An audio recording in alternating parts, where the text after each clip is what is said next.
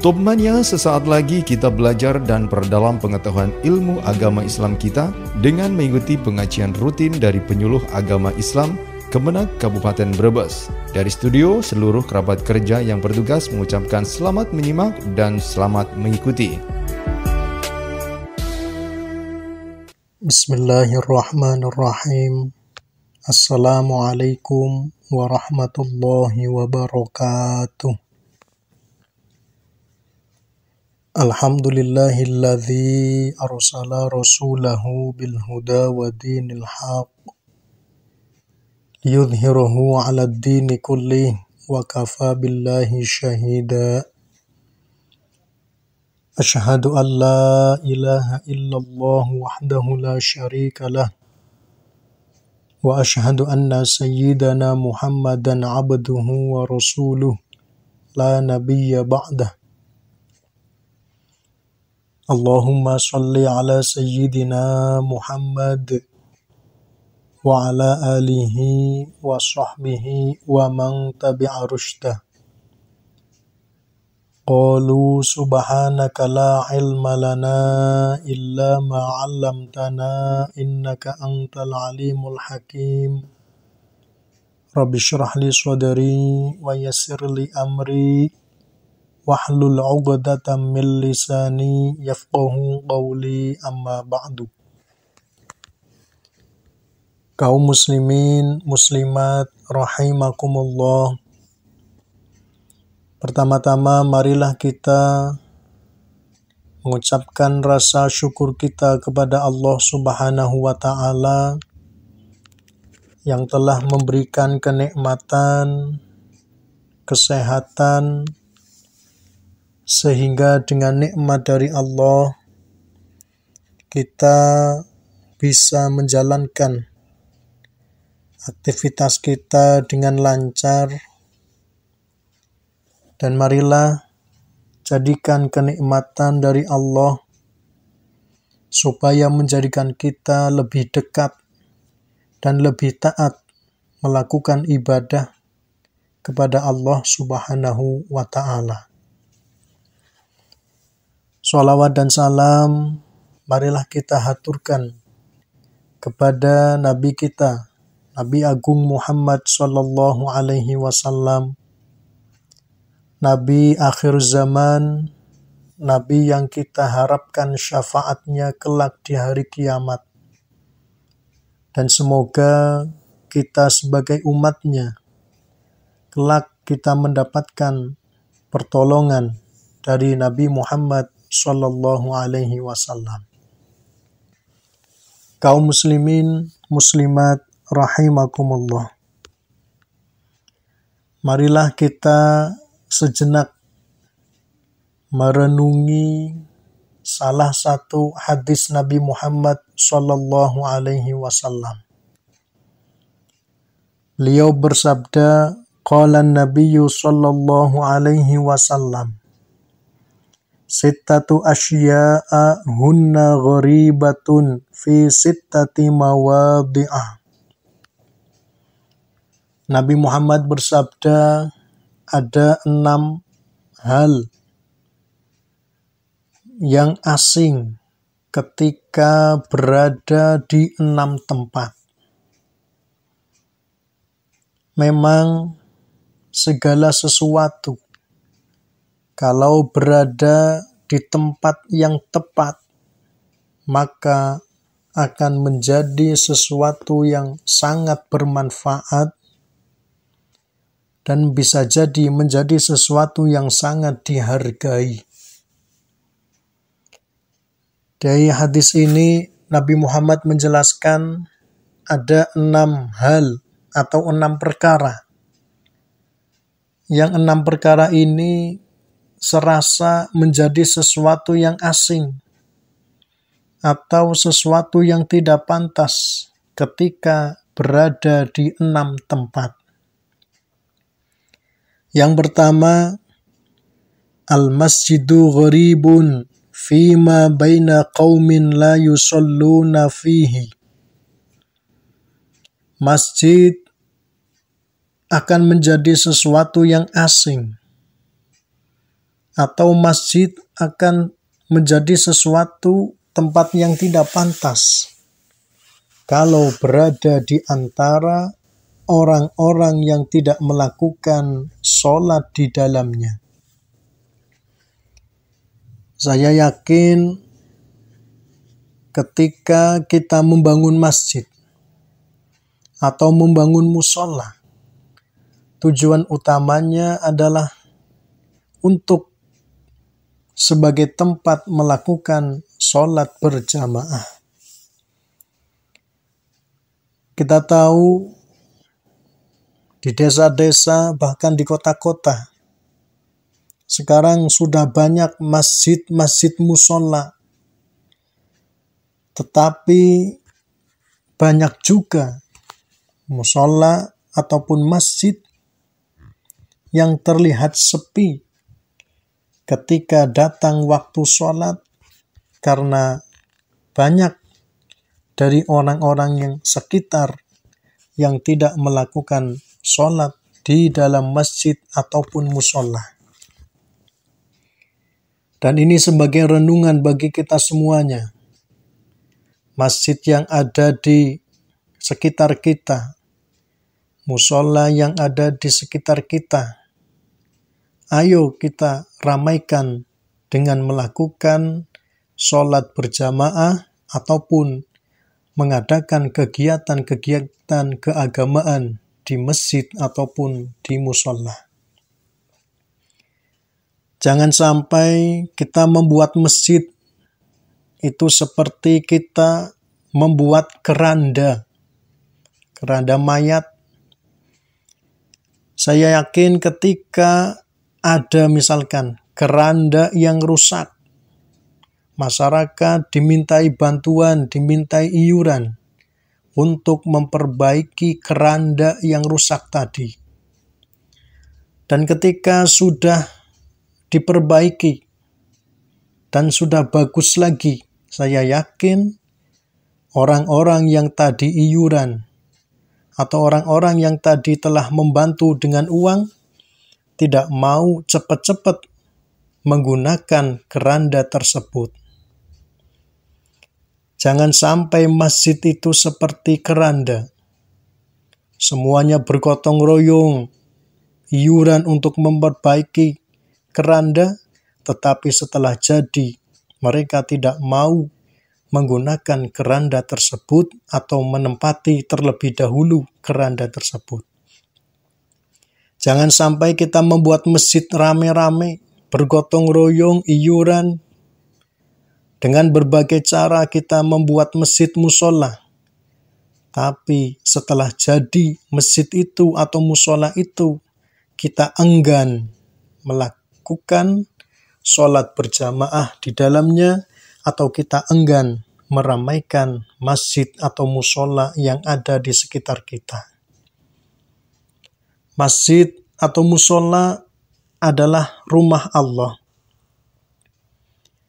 yang mana ketika kita mendatanginya, maka kita akan dimuliakan oleh Allah Subhanahu wa Ta'ala. Inilah yang pertama, hadis Nabi Muhammad menjelaskan masjid akan menjadi sesuatu yang asing ketika berada di lingkungan di mana orang-orang yang ada di sekitar itu enggan melaksanakan sholat di dalam masjid ataupun musola. Zaman sekarang kita ketahui dan kita menyadari bahwasanya biasanya orang-orang yang melaksanakan sholat di dalam masjid itu hanyalah mereka-mereka yang sudah sepuh atau mereka-mereka yang sudah tua. Jarang kita melihat anak-anak muda, remaja ataupun yang lainnya melaksanakan sholat di dalam masjid. Mereka enggan melaksanakan sholat jamaah di dalam masjid dengan berbagai alasan, sehingga mereka tidak mau melaksanakan sholat di dalam masjid. Itulah yang pertama, Masjid akan terasa asing ketika berada di lingkungan di mana orang-orang yang ada tidak melaksanakan sholat di dalamnya. Kemudian yang kedua, wal mushafu gharibun fi manzili qaumin la yaqra'una fihi. Mushaf akan menjadi sesuatu yang asing ketika berada di rumah seseorang yang tidak mau membaca mushaf tersebut. Umat Islam memiliki pedoman hidup, yakni kitab suci Al-Quran atau mushaf. Mushaf, saya yakin setiap umat Islam, setiap rumah umat Islam memiliki mushaf, bahkan tidak hanya satu. Mereka memiliki mushaf lebih dari 2 atau bahkan lebih dari 3. Tetapi sedikit dari umat Islam yang senantiasa membaca mushaf ataupun Al-Quran. Dan ini sebagai renungan bagi kita. Marilah mushaf yang kita miliki, mushaf yang ada di rumah kita baca. Kalau bisa 1 hari 1 juz. Kalau tidak bisa, ya setengah juz. Kalau tidak bisa, ayo kita baca meskipun hanya 1 kaca. Tetapi kita terus-menerus membacanya agar kita mendapatkan syafaat dari Al-Quran kelak di hari kiamat. Bagi orang-orang yang tidak bisa membaca Al-Quran, seperti orang-orang yang sudah sepuh, orang yang masa kecilnya tidak pernah belajar Al-Quran, tapi saya yakin mereka memiliki hafalan surat-surat pendek, baik itu Al-Fatihah, ataupun Al-Ikhlas, ataupun Al-Falaq, dan ataupun An-Nas. Bagi orang-orang yang sudah sepuh dan tidak bisa membaca Al-Quran, ayo, apa yang panjenengan hafal, terus dibaca setiap selesai panjenengan melakukan sholat 5 waktu. Artinya, itu gambaran sebagai usaha kita. Meskipun tidak bisa membaca Al-Quran 30 juz, tapi kita membaca surat-surat pendek yang kita hafal. Kaum muslimin muslimat rahimakumullah. Saya yakin ada sebagian dari kita yang mana ketika kita melaksanakan pernikahan, ada calon istri yang meminta mas kawin berupa seperangkat alat sholat dan biasanya ditambah dengan Al-Quran. Tetapi Al-Quran ataupun mushaf jangan hanya dijadikan mas kawin, tetapi ayo kita selalu berusaha supaya membaca Al-Quran. Dengan membaca Al-Quran, kelak di hari kiamat kita akan mendapatkan syafaatnya dari Al-Quran. Sebagaimana salah satu hadis Nabi Muhammad menyebutkan, Iqra'ul Qur'an fa innahu ya'ti yaumal qiyamah syafi'an li ashabih. Bacalah Al-Quran, karena sesungguhnya Al-Quran akan menjadi pensyafaat atau penolong bagi orang yang membacanya. Tetapi Al-Quran akan menjadi sesuatu yang gharib, sesuatu yang asing, ketika berada di tempat di mana tempat itu penghuninya tidak selalu membaca Al-Quran. Kemudian yang nomor 3, wal Qur'anu gharibun fi jawfil fasiqi. Al-Quran akan menjadi sesuatu yang gharib, sesuatu yang asing ketika berada pada hati orang-orang yang fasik. Al-Quran tidak pantas ketika berada pada seseorang yang memiliki sifat yang fasik. Kita tahu fasik itu adalah orang yang selalu melakukan dosa-dosa kecil. Hendaknya orang yang di dalam hatinya ada Al-Quran, hendaknya ia berusaha bisa melaksanakan apa yang tertulis di dalam Al-Quran.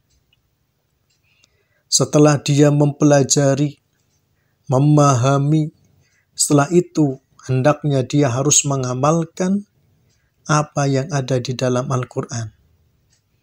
Jangan sampai Al-Quran yang ada di dalam hati kita itu menjadi sesuatu yang tidak pantas karena perilaku kita. Apakah kita cukup menghafalkan Quran? Kurang. Tetapi kita harus berusaha memahami dan mengamalkan apa yang tertulis di dalam Al-Quran. Saya yakin sebagian dari kita, terutama yang menghafalkan Al-Quran, mereka tidak hanya menghafalkan, pasti mereka sudah pernah belajar dan memahami apa yang ada di dalam Quran. Dan hendaknya orang yang di dalam hatinya ada Al-Quran atau hafal Al-Quran, hendaknya perilakunya pun harus bisa sesuai dengan apa yang ada di dalam Al-Quran. Kaum muslimin, muslimat rahimakumullah.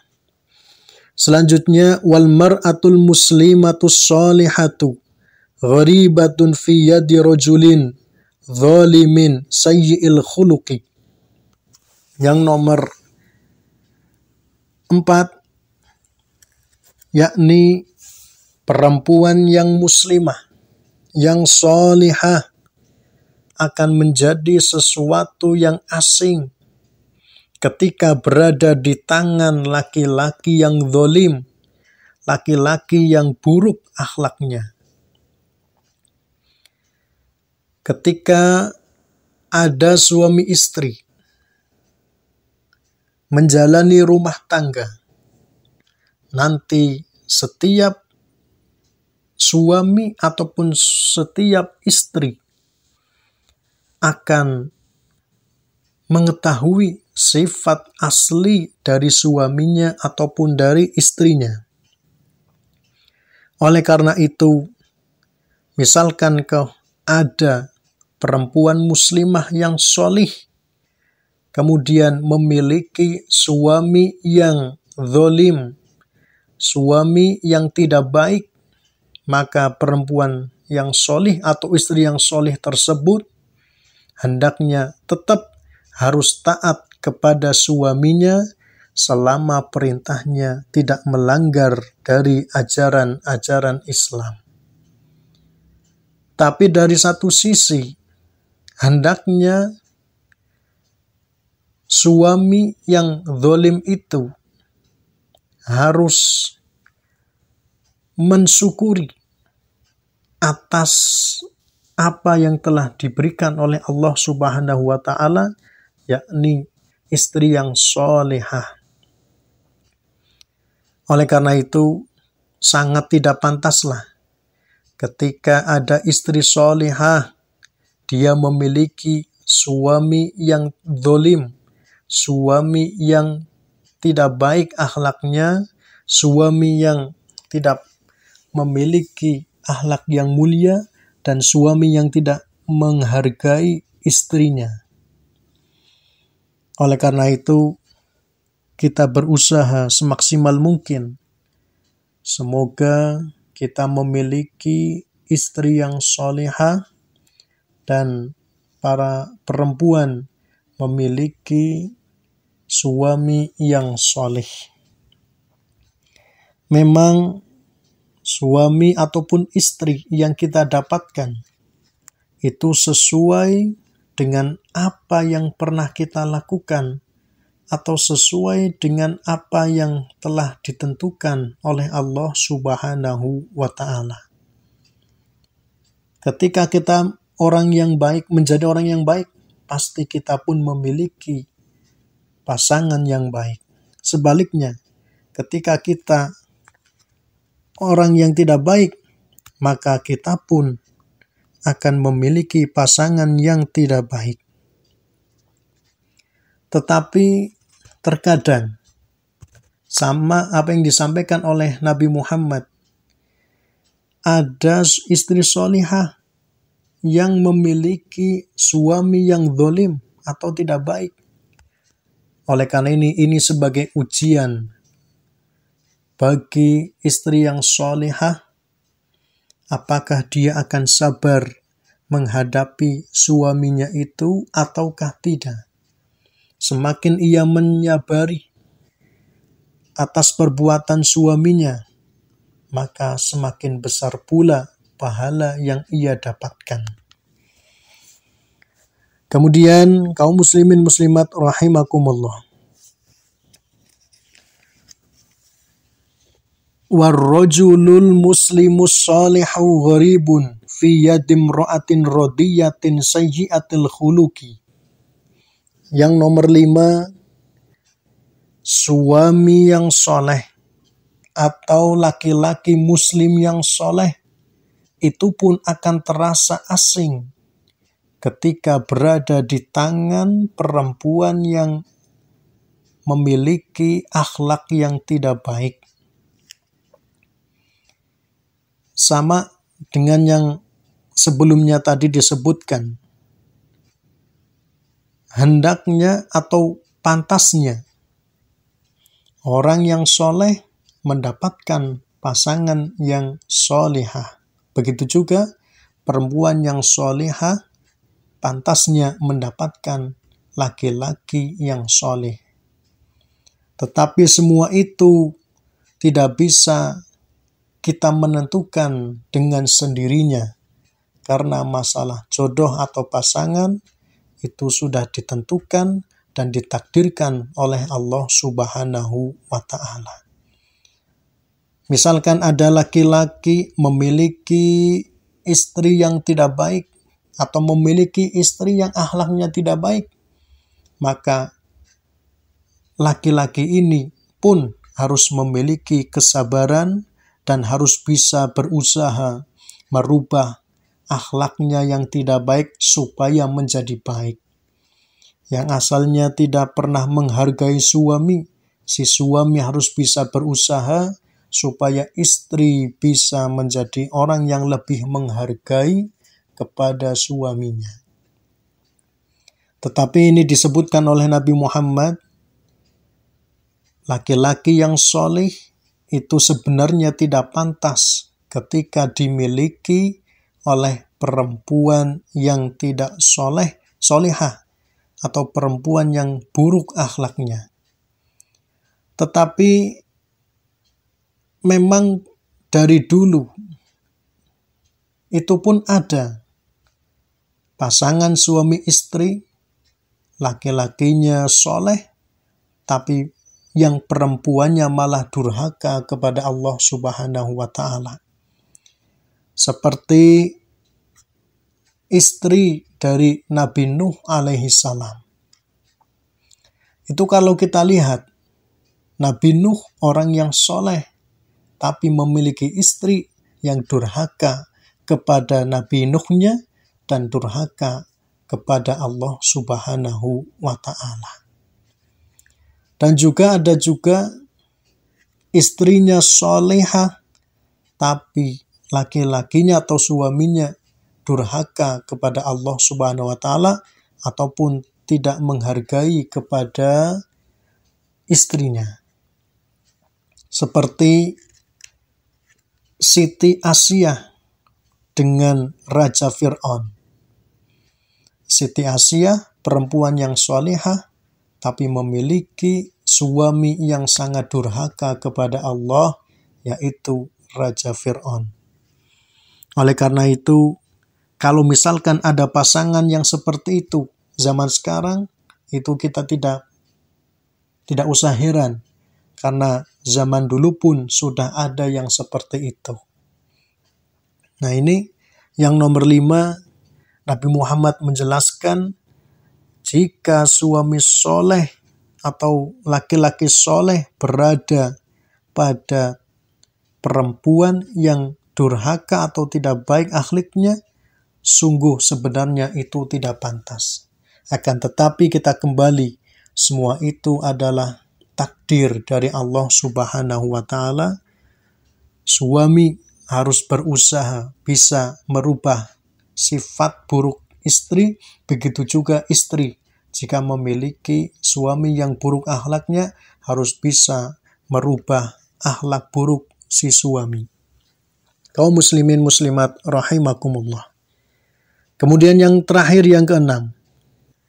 Wal alimu gharibun baina qaumin la yastami'una ilaih. Yang nomor 6. Orang alim akan terasa asing, akan menjadi sesuatu yang asing jika berada di antara orang-orang yang tidak mau mendengarkan ucapannya atau orang-orang yang tidak mau mendengarkan nasihat-nasihatnya. Kita tahu kita bisa melaksanakan ibadah dengan benar. Kita bisa melakukan sholat, puasa, ataupun ibadah yang lainnya dengan benar. Itu hakikatnya berkat adanya orang yang alim ataupun orang yang pintar. Tetapi ketika ada orang alim, orang yang pintar berada di tempat yang salah, maka orang-orang itu tidak akan mampu mengambil manfaat dari keilmuan yang dimiliki oleh orang alim tersebut. Hendaknya kita menyadari, kita bisa melakukan ibadah karena adanya orang alim. Orang alim itu diibaratkan sebagai seperti pipa atau paralon yang menyampaikan air kepada kita. Sumbernya ilmu adalah Nabi kita Muhammad SAW, dan itu digambarkan sebagai mata air. Air digambarkan sebagai ilmu. Nah, ilmu yang ada pada diri Nabi Muhammad tidak akan sampai kepada kita semuanya kalau tidak ada pipa ataupun ada paralon ataupun ada orang alim yang menyampaikan kepada kita. Oleh karena itu, marilah kita menghargai perjuangan para ulama kita, kiai kita yang telah menyampaikan ilmu-ilmunya kepada kita sehingga kita mampu menjalankan ibadah dengan benar dan kita melaksanakan ibadah sesuai dengan apa yang disampaikan oleh Nabi Muhammad Sallallahu Alaihi Wasallam. Oleh karenanya, orang alim ketika berada di tempat yang tidak tepat, maka ilmunya tidak akan bisa dimanfaatkan oleh orang-orang sekitarnya. Jadi itulah hadis Nabi Muhammad yang menjelaskan 6 hal yang terasa asing ketika berada di 6 tempat. Yang pertama, masjid akan terasa asing jika berada di antara orang-orang yang tidak mau sholat di dalamnya. Yang nomor 2, mushaf akan menjadi sesuatu yang asing ketika berada di rumah yang mana penghuni rumah itu tidak pernah atau tidak membaca Al-Quran. Yang ketiga, Al-Quran akan menjadi sesuatu yang asing ketika Al-Quran itu berada di hati orang yang fasik. Yang nomor 4, wanita yang sholihah akan menjadi sesuatu yang asing jika berada di tangan laki-laki yang zalim atau buruk akhlaknya. Nomor 5, suami sholih atau laki-laki yang sholih itu pun akan menjadi sesuatu yang asing jika berada di tangan istri yang buruk akhlaknya. Dan yang terakhir, orang yang alim akan menjadi sesuatu atau akan menjadi sesuatu yang asing kita ketika berada di antara orang-orang yang tidak mau mendengarkan nasihat-nasihatnya. Semoga kita mampu memanfaatkan apa yang telah disampaikan oleh Nabi Muhammad, baik masjid kita, mushaf kita, Al-Quran kita, pasangan-pasangan yang soleh kita, dan orang-orang yang alim di sekitar kita, mari kita manfaatkan, kita gunakan, kita dengarkan nasihat-nasihat mereka, kita gunakan masjid kita, musola kita untuk beribadah kepada Allah, kita jadikan Al-Quran sebagai pedoman hidup kita, dan kita membacanya setiap hari, dan hargai suami ataupun istri kita yang solihah, dan kita selalu dengarkan nasihat-nasihat orang yang alim yang ada di sekitar kita. Itulah yang dapat kami sampaikan. Semoga bermanfaat bagi kita semuanya, dan semoga amal ibadah yang telah kita lakukan semoga diterima oleh Allah Subhanahu wa Ta'ala, dan segala dosa-dosa kita semoga diampuni oleh Allah Subhanahu wa Ta'ala. Amin, amin ya rabbal alamin. Saya akhiri, wallahu a'lam bishawab. Assalamualaikum warahmatullahi wabarakatuh.